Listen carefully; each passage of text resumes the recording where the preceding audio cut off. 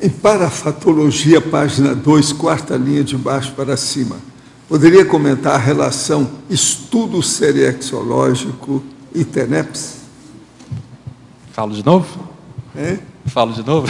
Fala tudo aí que você sabe. Estudo serexológico. Né, a gente já comentou aqui com a Virgínia alguns aspectos, vamos ver se a gente pensa em alguns outros elementos aí. O que eu vejo, né, é que assim, a TENEPS também pode auxiliar, em alguns contextos, né, a aparecer alguns indícios de pesquisa que a pessoa está fazendo do ponto de vista biográfico, que tem relação com o passado dela, com a Seriex dela. Então, é sempre interessante ela estar atenta a isso também, né? No meu caso, o que eu vejo que ajudou é o fato de eu já mexer com pesquisa histórica antes de iniciar a TENEPS. E isso, eventualmente, se potencializa especificamente, pontualmente, alguma experiência. Não é sempre que acontece, mas às vezes pontualmente, algum elemento, aquilo vem um insight, uma ideia, um ponto para ampliar a pesquisa.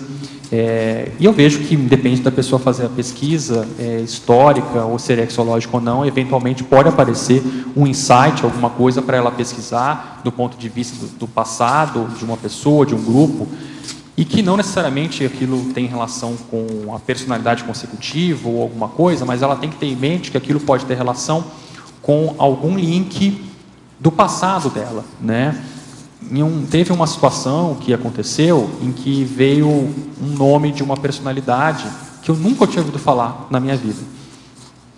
E aí eu anotei aquilo e depois eu fui pesquisar no Google, né? E aquela personalidade era recente e tinha vivido naquele período nos Estados Unidos durante os anos JK.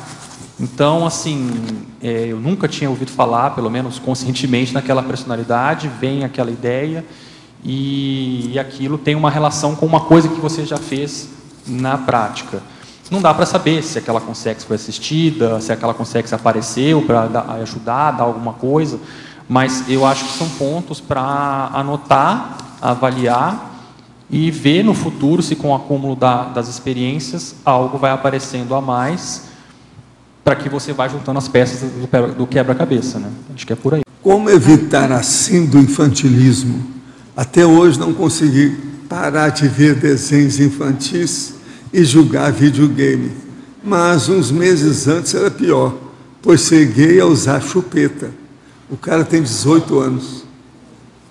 Olha, você tem que amadurecer, né? Você devia começar a ler uns livros mais sérios, que falem sobre axiomas, provérbios, que faça você pensar para interpretar o pensamento e as máximas das outras pessoas.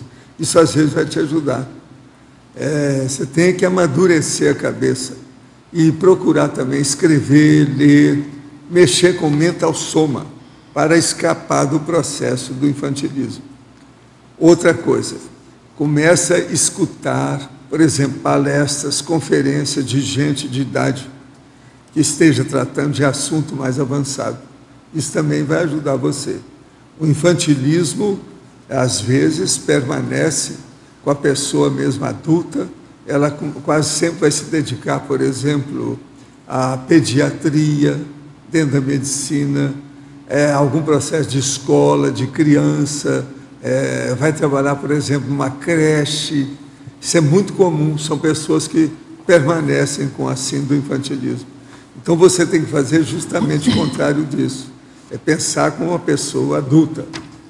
18 anos, você já virou gente. Ainda não tem o cérebro todo constituído, isso só acontece aos 26, mas está no caminho. Professor Alexandre, em Parafatologia, página 2, terceira linha de baixo para cima, aborde, por favor, o parapsiquismo inspirador para a prática da TENEPS.